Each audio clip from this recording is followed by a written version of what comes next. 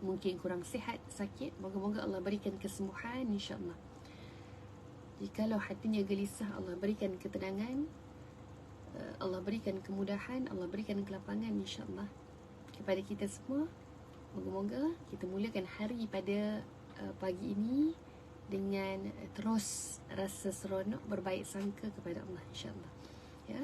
Baik, pada hari ini insya-Allah kita akan tadabbur surah Ali Imran ayat 30 hingga 31. Kita nak lihat bagaimana cara untuk mendapatkan cinta Allah. Cara untuk mendapatkan cinta Allah.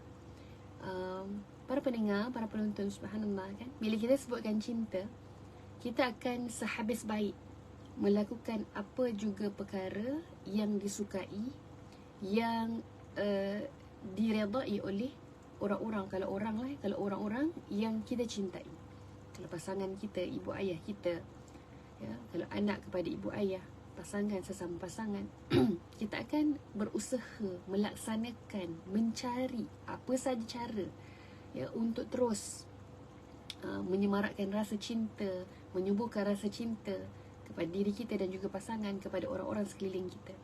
Ada cara, usaha, dan kita akan terus menuju kepada arah itu. Mana yang dia suka kita buat, mana yang dia tak suka kita tinggal, insya-Allah. Jadi bila kita sebut tentang perkara ini, hari ini kita akan lihat tadabbur dalam surah Ali Imran, bagaimana untuk pula kita mendapat dan meraih cinta daripada Allah Azza wa Jalla. Usaha kita, bagaimana caranya?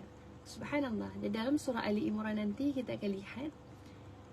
Tetapi pada awal ini kita nak kongsikan berkaitan satu kisah.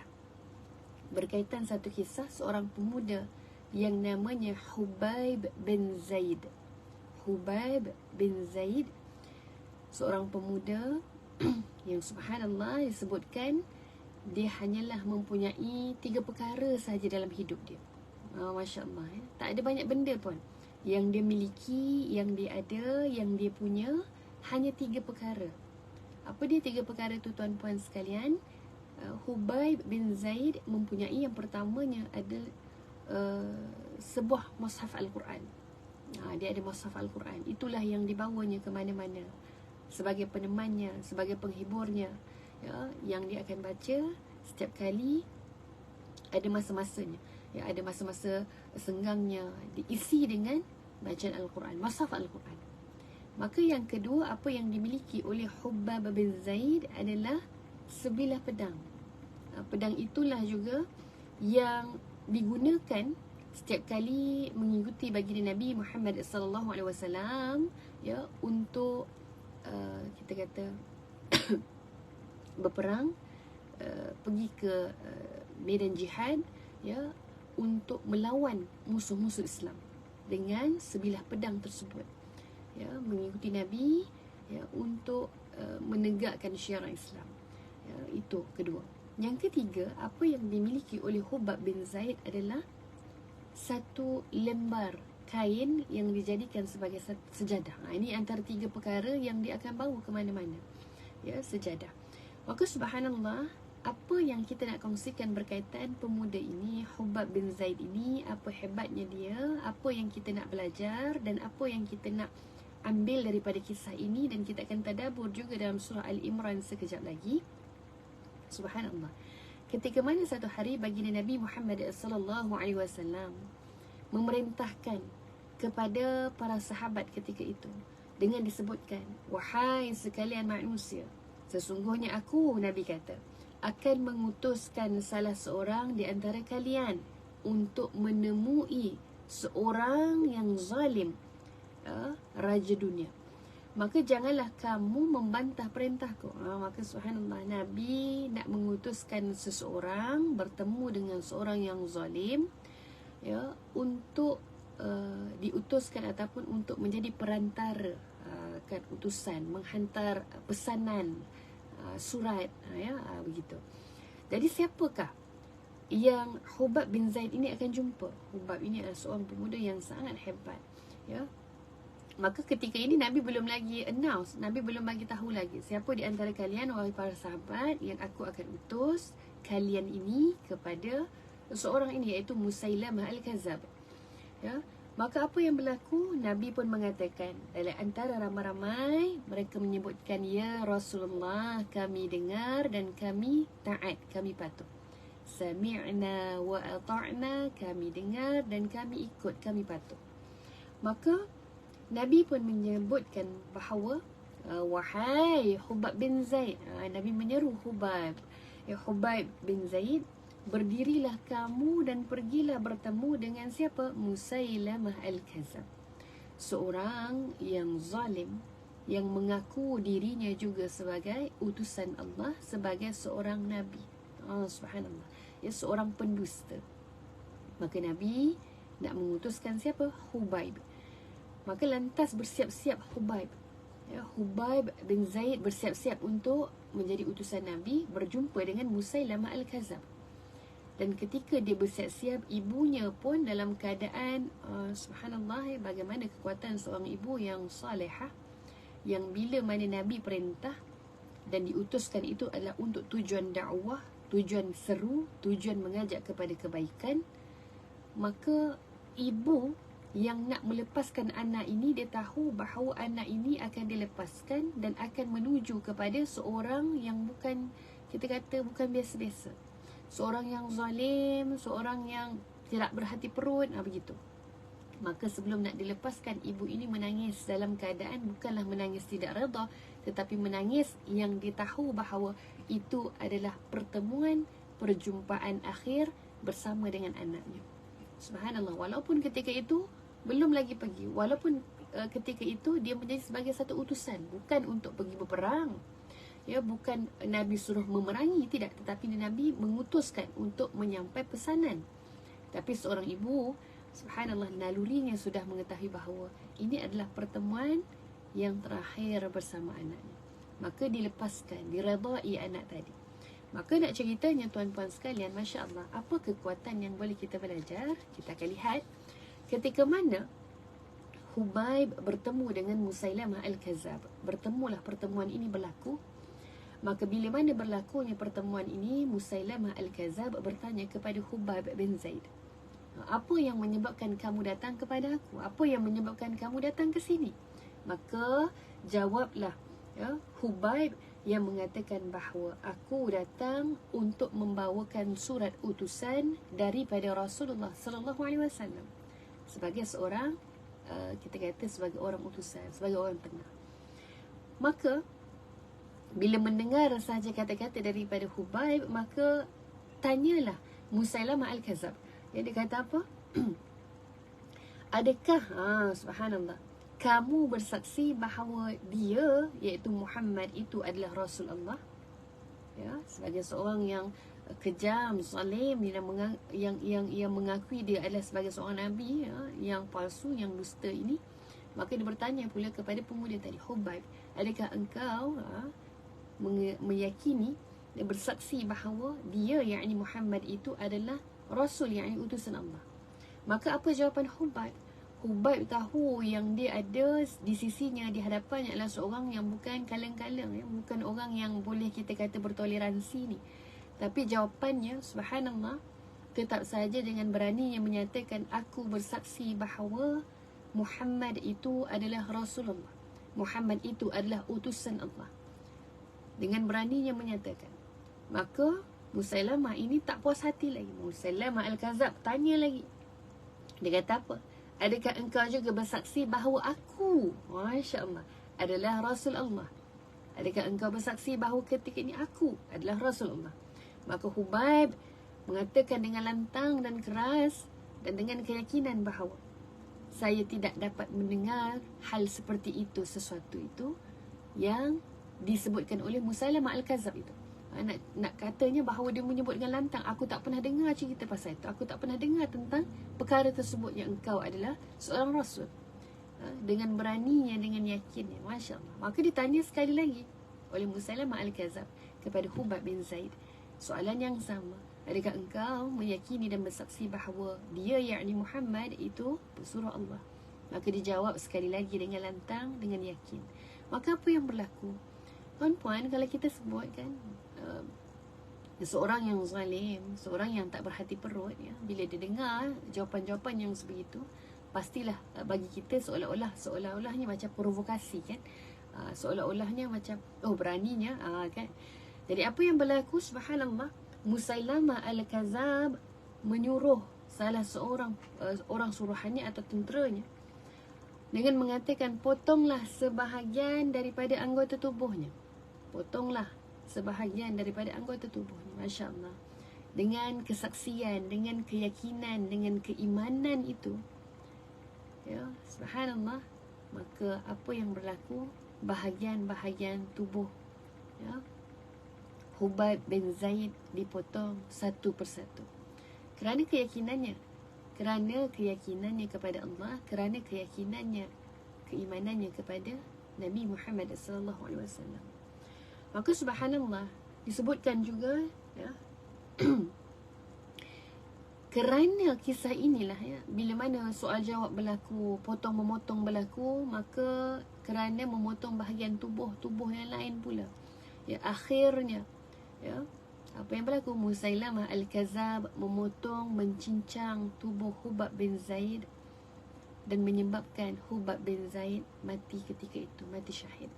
Ya, subhanallah. Dalam pertemuan yang kita kata pertemuan yang singkat, yang ringkas, tetapi menyebabkan seseorang yang namanya Hubab bin Zaid, walaupun mungkin matinya dalam keadaan yang kita rasa mengerikan, dipotong-potong anggota tubuhnya, ya, disiat-siat tubuhnya, ya, dagingnya daripada tulang belulangnya, daripada tulang yang lainnya, Masya Allah.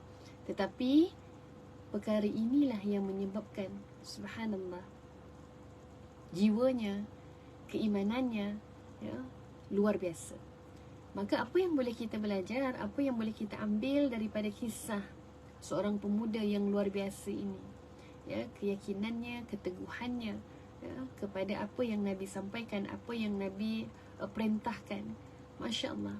Inilah perkara-perkara yang kita akan bawa nanti dalam tadabbur surah Ali Imran. Dan Masya Allah tuan-puan, kalau kita tengok isu semasa juga, kita ambil sikit bagaimana yang berlaku ketika ini bersama dengan sahabat-sahabat kita, ya, di Palestin antaranya, di Gaza antaranya. Masya Allah kan, beberapa ketika ini kita tahu bahawa adanya gencatan senjata, adanya pertukaran tawanan, banduan. Bagaimana subhanallah kita lihat luar biasanya akhlak orang Muslim, yang mana Nabi katakan, yang disebutkan, orang Muslim ini orang akan rasa selamat. Orang mukmin ini orang-orang sekeliling akan rasa aman dengannya. Maka benarlah, ya, ketika mana dilihatkan, pertontonkan akhlak sebenar orang Muslim, orang mukmin ini, ketika mana pertukaran banduan berlaku, subhanallah, dalam keadaan kondisi yang berbeza. Masya Allah.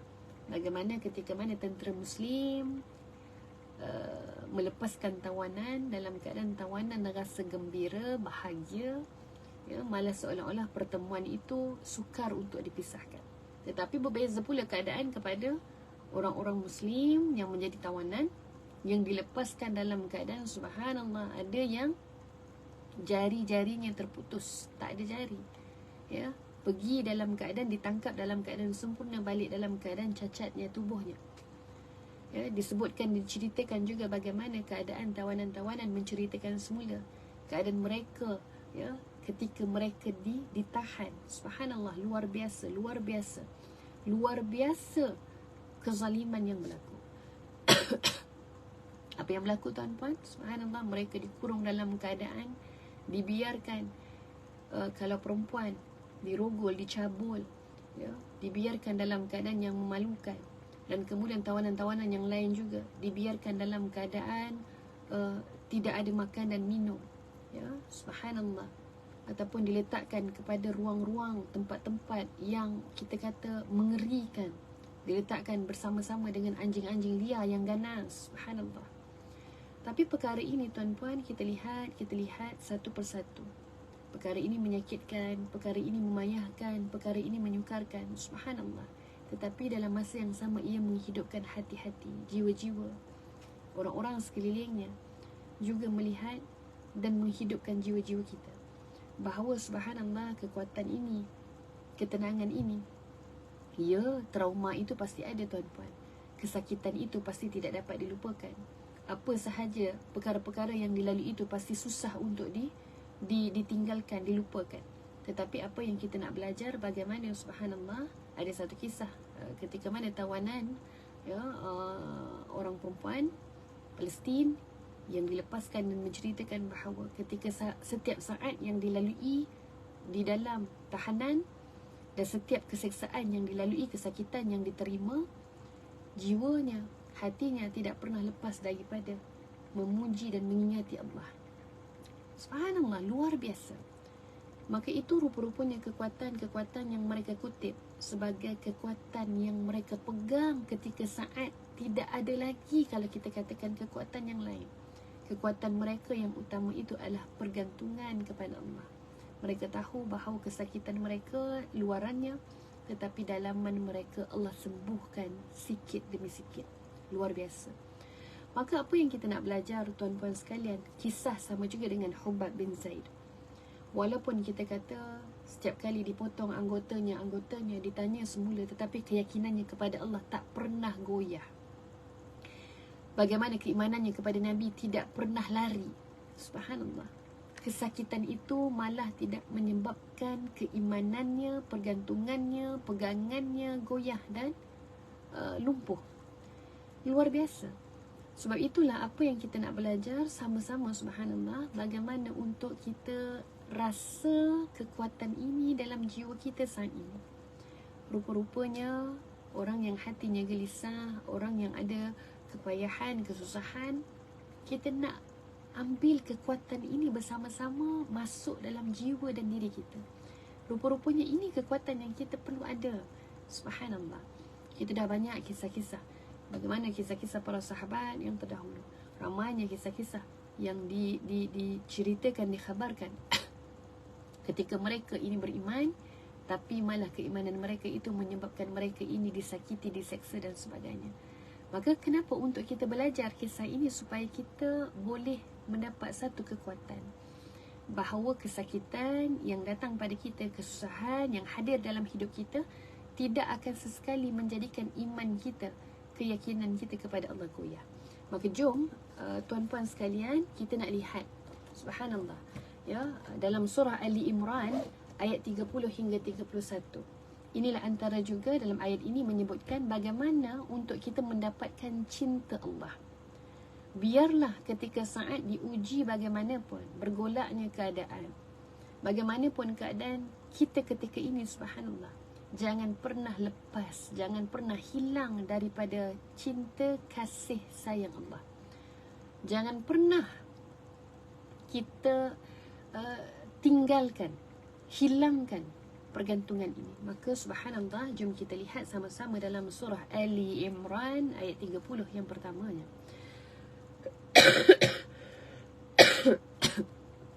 Kalau siapa tuan-puan yang ada mushaf bersama-sama, boleh rujuk juga dalam mushaf Al-Quran.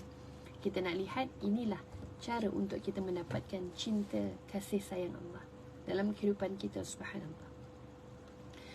A'udzu billahi minasyaitonir rajim. Bismillahirrahmanirrahim. يوم تجد كل نفس ما عملت من خير محضرا وما عملت من سوء تود لو أن بينها وبينه أمدا بعيدا ويحذركم الله نفسه والله رؤوف بالعباد قل إن كنتم تحبون الله فاتبعوني يحببكم الله ويغفر لكم ذنوبكم والله غفور رحيم. Sadaqallahul azim. Subhanallah. Dalam ayat yang pertama kita bacakan tadi, surah Ali Imran ayat 30. Yauma tajidu kullu nafsin.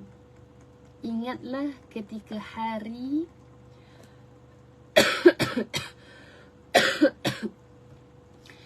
yang kullu nafsin, setiap masing-masing ataupun setiap jiwa, setiap orang, ma'amilat, akan ataupun apa yang telah dilakukan, min khairin muhadara, berupa kebaikan yang didatangkan. Dalam arti kata, ingatlah ketika, yakni hari yang akan datang nanti, iaitu hari akhirat, tiap-tiap seorang, kullu nafsin, setiap jiwa, setiap orang itu akan mendapati apa sahaja perkara kebaikan yang telah dikerjakan. Muhadara, akan hadir ataupun akan dihadapkan kepadanya. Subhanallah. Sebab itu kalau kita bincang tadi, Masya Allah, apa sahaja kebaikan, apa sahaja perkara-perkara yang kita tujuannya mencari redha Allah, mencari sayang Allah, mencari kasih Allah, mencari perkara-perkara yang Allah redha semata-mata, maka perkara-perkara tadi, subhanallah, perkara-perkara kebaikan tadi nanti di hari akhirat akan dihadirkan, akan didatangkan kepada kita. Nak disebutkan bahawa apa saja bentuk kebaikan, hatta kecil-kecil perkara pun yang kita sangkut dan kita bergantung kepada Allah. Contoh, dalam keadaan kita diuji, kita mampu mengingatkan diri kita bahawa ujian ini adalah datang daripada Allah. Ujian ini adalah milik Allah. Ya Allah, bantu kami untuk kuat menerima ujian. Dalam keadaan tersebut, tuan-puan, kita meletakkan pergantungan kepada Allah. Kita menyerahkan urusan kita sepenuhnya kepada Allah. Kita meminta Allah membimbing jiwa kita, memimpin diri kita dalam memilih apapun perkara yang akhirnya pilihan kita adalah kerana untuk mendapat redha Allah. Maka subhanallah, disebutkan, dihadirkan, didatangkan kebaikan-kebaikan yang pernah kita buat. Dalam arti kata, kita dah lupa pun, oh ada ya kebaikan ni kita buat. Subhanallah. Kan sebab kita banyak buat, walaupun benda kecil pun, kita buat, aku buat ini kerana Allah. Dan bila kita buat kebaikan, kita dah lupa. Ya, sehingga kan mana mungkin kan, kalau kita kata yang semalam pun kita buat mungkin banyak kebaikan-kebaikan kita buat, kalau kita kumpulkan mungkin satu persatu, tapi kalau kita nak ingat balik, mana mungkin untuk kita ingat. Ya, ada masanya kita bantu orang mungkin, ada masanya kita kutip sampah, kita buang mungkin, dan perkara-perkara itu kita nampak kecil, nampak mungkin bagi diri kita remeh, tapi dalam ayat ini disebutkan nanti akan Allah hadirkan, hadapkan kebaikan-kebaikan seluruh yang pernah kita buat tadi, semata-mata untuk dapat redha Allah, semata-mata bergantungnya pada Allah. Allah hadirkan walaupun dalam keadaan itu kita mungkin dah lupa pun akan kebaikan yang pernah kita buat tadi. Kan kadang-kadang kita lupa sebab kebaikan tu nampak kecil, nampak remeh, nampak tak penting, tapi kita buat kerana kita buat kerana Allah, dan akhirnya kita lupa. Maka dalam ayat ini disebutkan akan didatangkan, akan dihadirkan, dan Allah akan ingatkan balik, Allah akan tunjukkan balik, Allah akan paparkan balik. Inilah kebaikan-kebaikan yang pernah kita buat ketika kita hidup. Dan subhanallah, Masya Allah, seronoknya kalau ketika itu, apa saja kebaikan, kecil-kecil perkara pun yang kita buat, kita meletakkan pergantungan kepada Allah, kita meletakkan rasa sesungguhnya kita buat ini kerana Allah. Masya Allah, semua itu kita akan lihat nanti di hari akhirat, akan dibalas satu persatu. Walaupun tadi kita kata kecil dan remeh, tetapi Allah hadirkan, Allah hadapkan kebaikan tadi dan akan dibalas. Subhanallah. Maka apa kita nak kata? Di dunia ini tempatnya berpenat, di dunia ini adalah tempatnya ujian, tetapi nanti di hari akhirat adalah tempat untuk kita merasai, menikmati, menerima balasan-balasan, balasan kebaikan ataupun kejahatan. Maka subhanallah, pada ayat yang seterusnya, wa ma amilat min su', dalam ayat ini disebutkan apa pula? Dan demikian pula pada kejahatan yang telah dikerjakan. Kalau tadi kita kata kebaikan, subhanallah, apa pula pada kejahatan, ini juga sama. Yang bila kita buat jahat, subhanallah, orang buat jahat mungkin dalam keadaan sengaja, tak sengaja, sempat untuk meminta maaf, tak sempat minta maaf, sempat bertaubat, tak sempat bertaubat, maka segala kejahatan yang telah kita buat ditunjukkan. Kan subhanallah, mana yang kalau kita dah minta ampun pada Allah, Allah tunjukkan juga. Sebab itu ada dalam dua keadaan, nanti kita akan bincang. Bagaimana Allah ampunkan, Allah maafkan kesalahan yang pernah kita buat, dosa yang pernah kita buat, tetapi kesalahan tadi tetap tertulis dalam buku amal.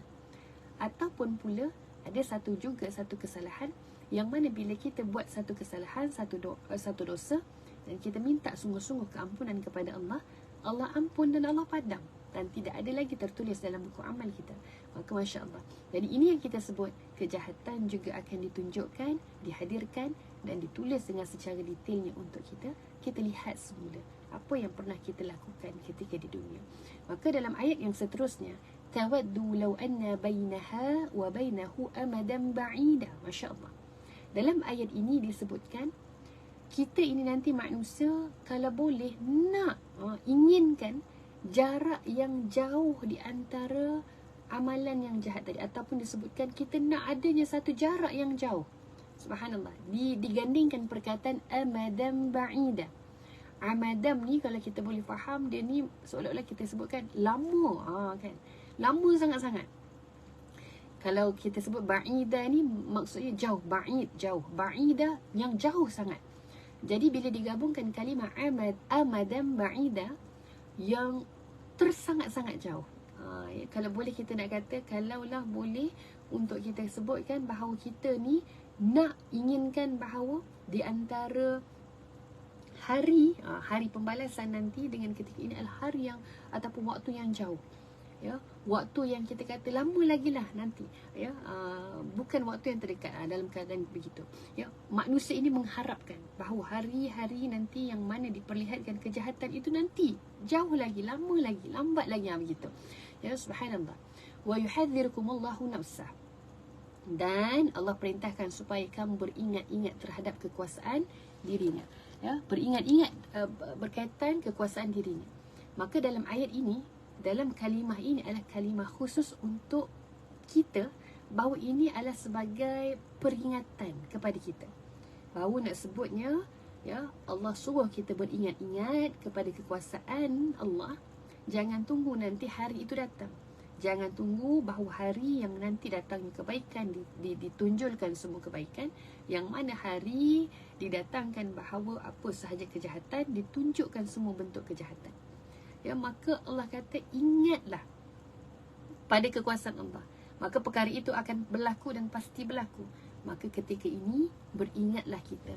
Maka beringat itu dalam arti kata ingat dan muhasabah, dan kita ini dapat sama-sama fikir apa perkara nanti yang kita nak tengok banyaknya. Adakah kebaikan yang kita nak tengok banyaknya ataupun keburukan yang kita nak tengok banyaknya. Sebab itu fikirkan ketika ini. Maka dalam ayat ini, wa yuhadzirukumullahu nafsah, ya, dalam arti kata memberikan peringatan kepada kita bahawa Allah ini maha kuasa, hari itu akan berlaku dan perkara itu akan berlaku. Apa yang perlu kita buat ketika ini. Dan wallahu raufum bil ibad, Allah itu maha penyayang, Allah itu maha penyayang, Allah itu maha memberi keampunan kepada hamba-Nya. Maka dalam ayat ini, kalau kita sebut Allah itu maha belas kasih, Allah itu maha penyayang kepada hamba-hambanya, maka pada awal tadi kita seolah-olah diberikan satu peringatan. Akan nanti masa kita akan diperlihatkan kebaikan, kita diperlihatkan keburukan. Mana satu agak-agaknya yang paling banyak, yang mana satu agak-agaknya yang paling menakutkan, mana satu agak-agaknya yang paling mengerikan bagi kita. Maka tadi kita dah bincang perkara-perkara yang menakutkan, perkara-perkara yang menggerunkan, walaupun sekecil-kecil perkara pun akan dipertontonkan. Maka dalam ayat yang seterusnya, wallahu raufum bil ibad, menunjukkan pula selepas Allah menunjukkan sifat kerasnya, selepas Allah menunjukkan sifat-sifat yang kita kata menggerunkan tadi ataupun menunjukkan keadaan yang menakutkan, maka Allah balas pula, Allah sebutkan pula dengan sifat yang belas kasihnya Allah kepada hamba-Nya. Allah menyebutkan pula tentang sifat lembutnya kepada hamba-Nya. Maka Allah memperkenalkan dirinya dengan kedua-dua sifat ini, supaya kita tahu Allah itu maha kuasa, Allah itu maha membalas, dan dalam masa yang sama Allah itu juga maha belas, maha kasih kepada hamba. Maka peluang untuk kita, ya, mencari apa sahaja cara, macam kita sebut tadi, apa cara untuk mendapat cinta Allah, apa cara untuk mendapat redha Allah. Maka kita lihat subhanallah dalam ayat yang seterusnya, ayat 31 ini lebih kepada berbentuk tabasyir, ya, khabar gembira, berita gembira pada kita. Kenapa? Kita lihat pada ayat 31 disebutkan bahawa Qul in kuntum tuhibbunallah, maka katakanlah yakni wahai Muhammad kepada kita ini khususnya orang-orang ni ataupun manusia-manusia ini, jika kamu ni benar mengasihi Allah, maka ikutlah aku. Lihat, nak dapat kasih Allah, nak dapat belas Allah, nak dapatkan kita kata Rauf yang kita bincangkan tadi, maka dalam ayat sambungan ini diberitahu bagaimana caranya nak dapatkan belas kasihnya Allah ini. Maka diserunya ataupun disebutkan oleh bagi Nabi Muhammad SAW dengan mengatakan, jika mahu maka ikutilah aku, fattabi'uni, maka ikutlah aku. Jadi dalam kalimah ini, subhanallah, sangat menarik sebab kita dapat melihat bahawa ada perkataan yang berbeza. Kalau kita biasa dengar perkataan taat, kan, ataupun ita'ah, taat ini maksudnya kalau perintah, suruhan, kena buat, wajib buat. Allah perintah wajib buat. Allah perintah perkara itu adalah haram, dosa, wajib tinggal. Maka perintah taat adalah kena buat, kena ikut. Tapi berbeza dengan kalimah ittiba' yang kita lihat ini, fattabi'uni, ya, maka ikutlah aku, ataupun kalimah ittiba' ini adalah ikut. Kalau ita'ah ataupun taat tadi adalah ikut arahan, ya, taat. Tapi ittiba' ini adalah ikut rapat, ikut macam mana yang Nabi buat, ikut macam mana yang Nabi telah lakukan. Maka dalam ayat ini menyebutkan, jika benar kamu mengasihi Allah, maka ikut aku. Nabi kata apa? Ini caranya untuk dapat kasih Allah. Maka nak dapat kasih Allah dan kita nak dapatkan rasa itu dalam jiwa kita, maka perkara yang perlu untuk kita buat adalah ikut apa yang Nabi lakukan, ikut apa yang Nabi perintahkan. Macam mana kisah tadi kita lihat pada awal pun, bagaimana kisah Khubayb bin Zaid ketika Nabi perintahkan, Nabi bagi tahu kepada dia supaya Nabi nak ataupun Nabi nak suruh dia menjadi utusan Nabi, maka tanpa banyak soal, ikut, dengar, patuh, subhanallah, maka ikut setiap apa yang Nabi lakukan, ittiba'. Maka subhanallah, dalam keadaan sambungan, kita lihat pada ayat ini, yuhibbukumullah, nescaya Allah mengasihi kamu. Tengok, nak dapat cinta Allah, nak dapat kasih Allah, nak dapat belas Allah, adalah caranya mengikut apa yang Nabi buat, apa yang Nabi laksanakan, daripada sudut subhanallah mentauhidkan Allah, daripada sudut bab akidahnya, daripada sudut bab ibadahnya, daripada sudut bab akhlaknya. Masya Allah, ikut apa yang Nabi tinggalkan kepada kita. Maka Nabi kata, ataupun dalam ayat ini disebutkan, yuhibbukumullah, kita akan mendapat kasih Allah. Maka subhanallah, ini kita nak sebut ni, Masya Allah. Dalam hal-hal urusan kan kita kata, kita nak dapatkan kasih cinta orang yang kita kasihi, orang yang kita cintai, kita akan melaksanakan dengan sehabis daya dan usaha. Maka ini kita nak dapatkan cinta dan kasih Allah, maka kita kena buat usaha kita semampunya, insya-Allah.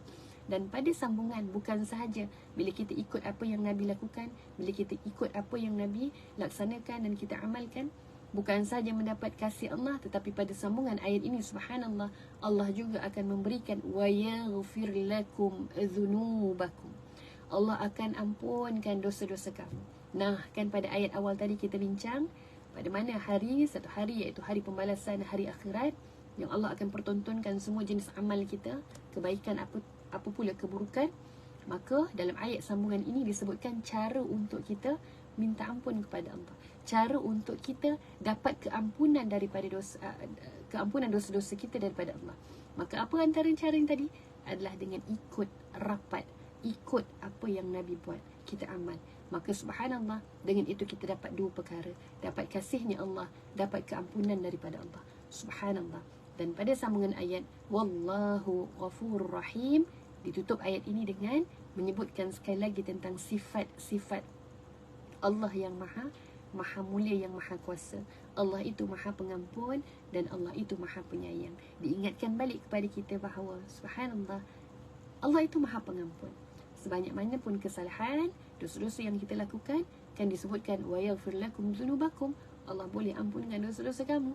Masya Allah, moga-moga nanti bila ditayangkan, ditontonkan apa keburukan, amalan, kejahatan, Maka subhanallah, walaupun tercatat, walaupun ada ditulis, tetapi Allah dah ampunkan siap-siap. Moga-moga insya-Allah ya, dengan asbab yang kita sebutkan tadi, caranya adalah dengan kita ikut apa yang Nabi tinggalkan dan Nabi ajarkan. Subhanallah. Dan kalau kita lihat apa yang Nabi tinggalkan pada kita ini sangat banyak tuan-puan. Subhanallah, sangat banyak ya, daripada sudut kita kata bab akidahnya, daripada sudut bab ibadahnya, daripada sudut bab akhlaknya, maka kita ikut kesemuanya. Subhanallah. InsyaAllah, moga-moga Allah beri kekuatan untuk kita, kekuatan untuk kita beramal, kekuatan untuk kita terus melakukan perkara-perkara yang Allah suka dan Allah redha. Sebab itu dalam apa-apa kita nak buat, kita nak buat pilihan yang besar dalam kehidupan kita, kita tanya balik pada diri kita, adakah pilihan ini pilihan yang kita suka semata-mata ataupun pilihan yang Allah redha? Adakah pilihan ini pilihan yang Nabi juga akan suka? Maka subhanallah, dalam kehidupan manusia, sebab itulah manusia, kita ini orang yang mukmin muslim, kita ini mukhallaf, kita ini bukanlah kita kata bebas untuk memilih sesukanya.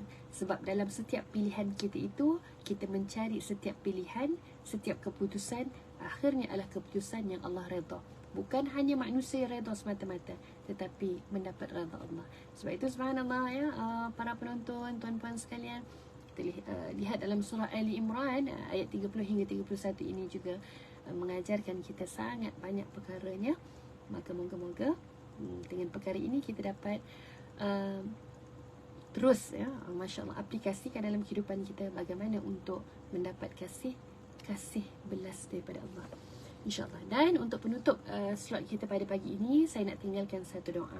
Doa ini juga untuk agar kita mendapat cinta Allah.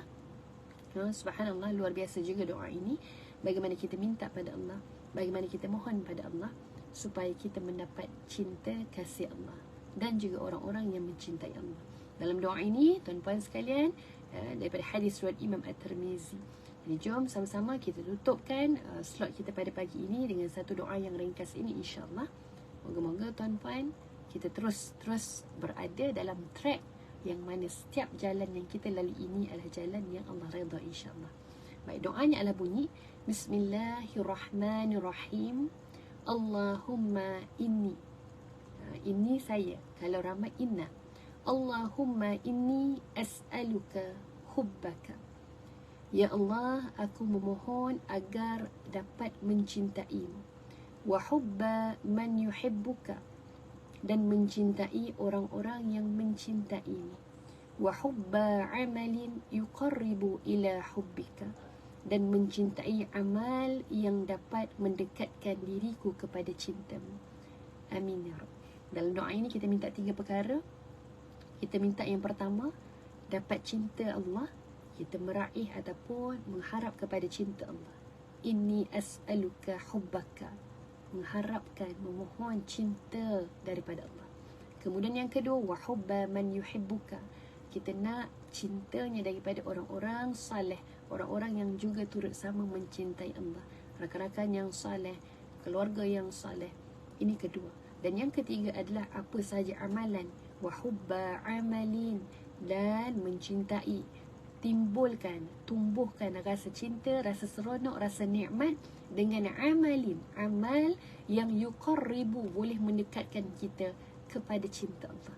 Jadi subhanallah, 3 perkara ini nak dapat cinta Allah, nak dapat cinta orang-orang soleh yang mencintai Allah, dan nak dapat rasa seronok cinta dengan amalan yang Allah redha dan akhirnya mendekatkan kita kepada cinta Allah.